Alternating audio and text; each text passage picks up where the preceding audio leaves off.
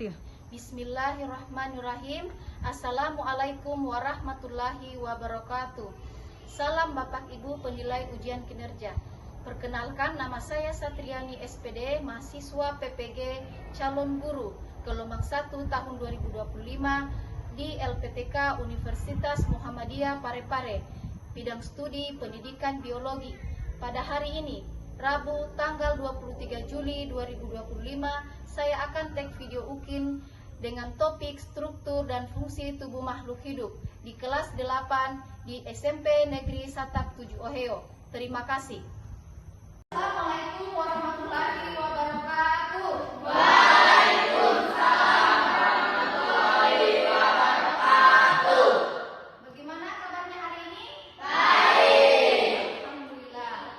Baiklah, sebelum kita memulai pembelajaran pada pagi hari ini, sebaiknya kita berdoa dulu. Ketua kelas, maju pimpin doanya.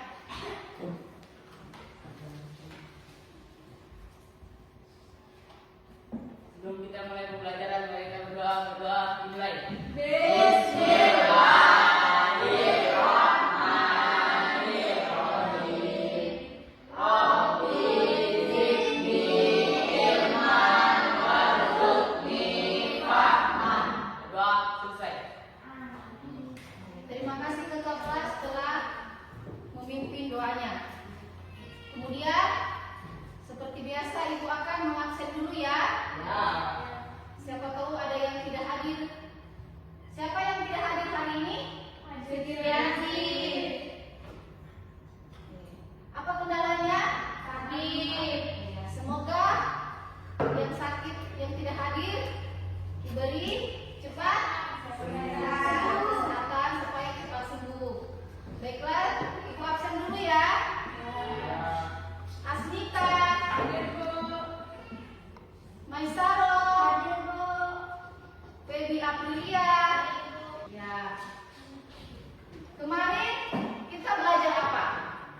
Tentang zat aditif dan zat aditif. Ya. Apa itu zat aditif?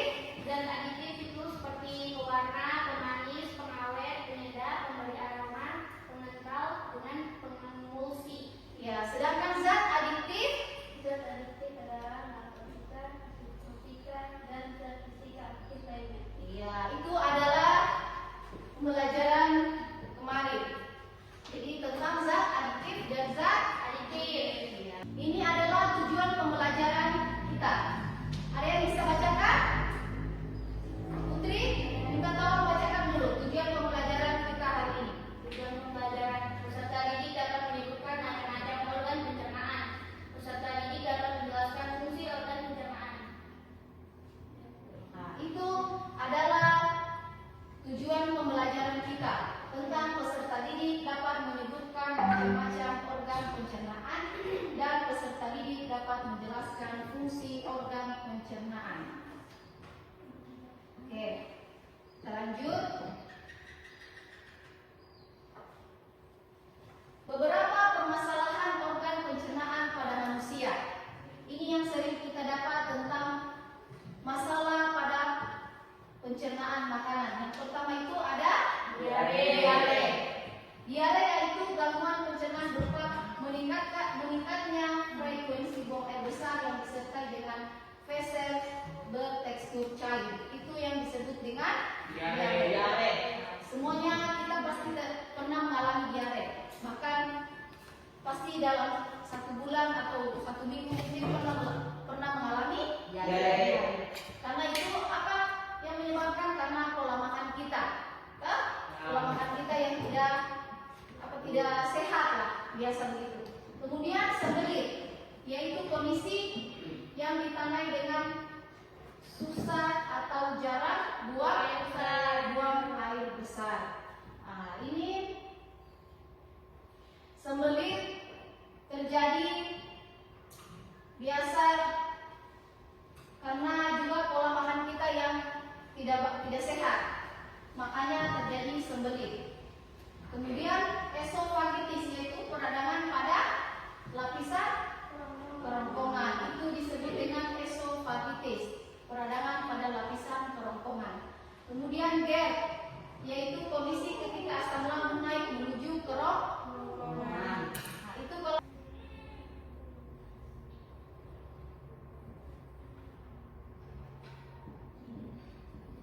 Pelajaran kali ini saya akan membahas tentang sistem pencernaan manusia.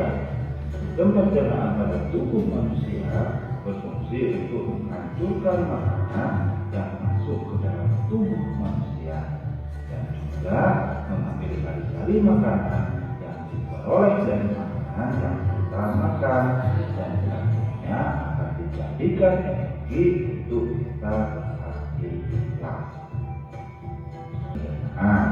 Sistem ini berfungsi memecah makanan menjadi beberapa bagian dengan tujuan mempermudah proses pencernaan. Ludah sangat berguna karena bercampur dengan makanan dan bisa lebih menghancurkan makanan sehingga lambung tidak perlu mencerna seluruh bongkahan makanan. Setelah dari mulut, makanan kita menuju kerongkongan. Kerongkongan adalah suatu saluran seperti tabung sepanjang 20 cm yang menghubungkan antara rongga mulut dan lambung. Di dalam kerongkongan terjadi gerakan peristaltik, yaitu gerakan meremah yang dilakukan oleh dinding kerongkongan untuk membuat makanan terdorong masuk ke dalam lambung. Setelah dari kerongkongan, makanan masuk ke lambung. Lambung adalah bagian dari organ pencernaan manusia yang paling elastis. Lambung berbentuk seperti kantong dan terletak di dalam rongga perut sebelah kiri atas. Di dalam lambung, makanan mengalami pencernaan secara mekanis dan kimiawi. Pencernaan mekanis dilakukan oleh dinding otot lambung yang meremas dan mengaduk. Pencernaan kimiawi dilakukan oleh getah lambung yang dihasilkan oleh kelenjar getah lambung. Getah lambung mengandung enzim pepsin, enzim renin, dan klorida. Enzim pepsin berfungsi untuk memecah protein menjadi peptid. Enzim renin berfungsi mengendapkan protein susu menjadi kasein. Asam klorida atau HCl berfungsi untuk mengasamkan makanan dan membunuh kuman yang masuk ke makanan. Setelah dari lambung, makanan pergi ke usus halus. Usus halus merupakan usus terpanjang dalam saluran pencernaan karena panjangnya 6-7 meter. Di dalam usus terdapat cairan khusus untuk membantu penyempurnaan pencernaan makanan. Usus halus terdiri dari 3 bagian, yaitu usus 12 jari, usus kosong, dan usus penyerapan. Usus 12 jari atau duodenum memiliki panjang sekitar 25 cm. Usus 12 jari mencerna makanan dengan bantuan getah pankreas dan getah empedu.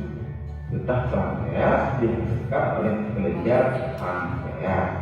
Getah pankreas mengandung enzim aminase yang berfungsi mengubah zat tepung atau amilus menjadi zat gula atau glukosa.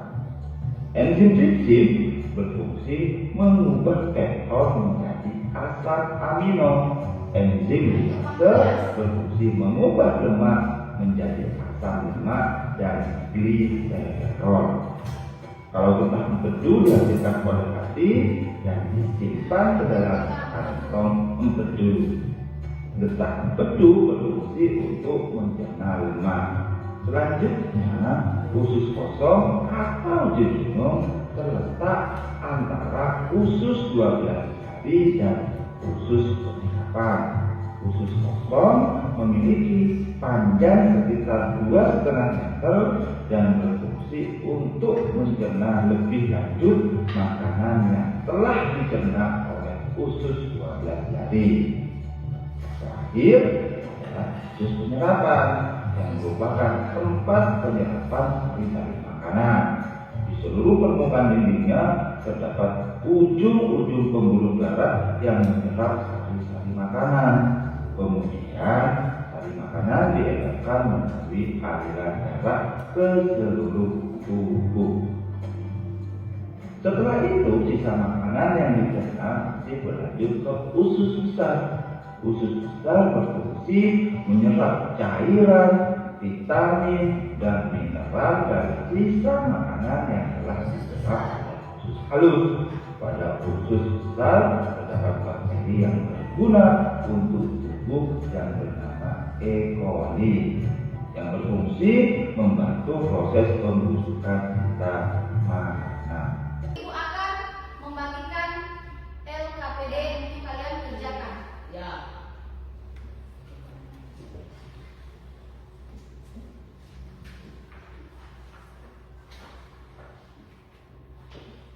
Kalian bisa jawab di sini ya. Ya. Ini. Kalian jawab di sini nanti dipresentasikan. Iya. Oke.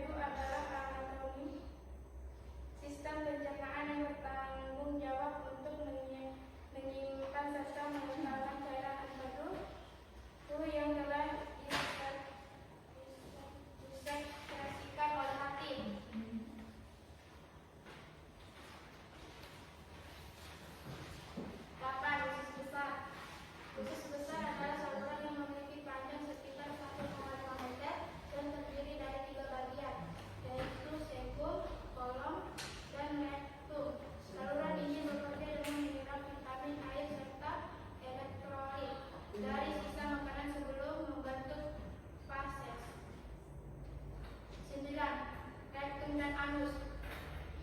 Anatomi sistem pencernaan manusia yang terakhir adalah rektum dan anus. Rektum merupakan bagian terakhir dari usus besar yang berfungsi menyimpan fase. Sebelum dikeluarkan dari dalam tubuh, jika sudah penuh, otot-otot di sekitaran rektum akan berkontraksi untuk mengeluarkan fases melalui anus. Terima kasih sudah mempresentasikan hasil diskusinya dari kelompok 1. Terima kasih, beri aplaus.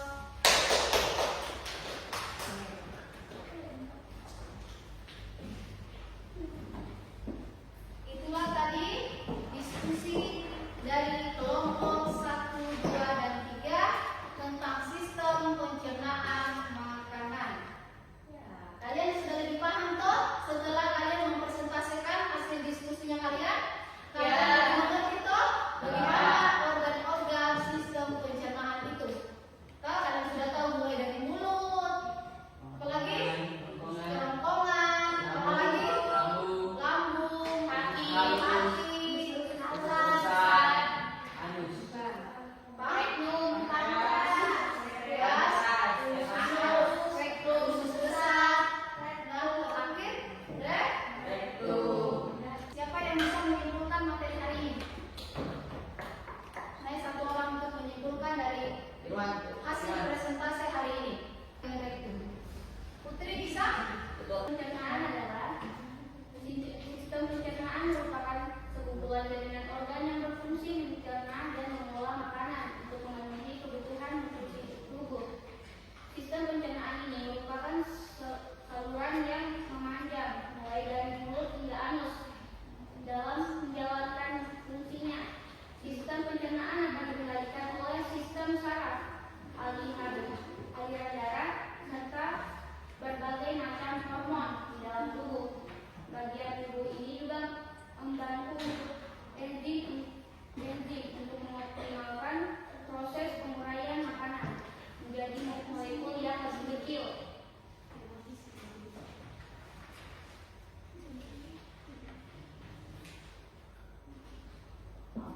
Dan mulut adalah bagian dari anatomi sistem pencernaan manusia yang berfungsi untuk menghaluskan makanan agar lebih mudah dicerna oleh organ pencernaan lainnya. Kerongkongan dan esofagus. Kerongkongan dan esofagus merupakan saluran yang terdiri dari otot untuk menciptakan gerakan kristalistik agar mampu membawa makanan yang lebih halus dari mulut menuju lambung. Lambung merupakan anatomi sistem pencernaan manusia yang berbentuk menyerupai huruf J dan terletak di perut bagian kiri. Usus halus adalah saluran pencernaan yang bertugas menyerap berbagai macam nutrisi dan makanan seperti karbohidrat, lemak, protein, vitamin, serta mineral. Pankreas.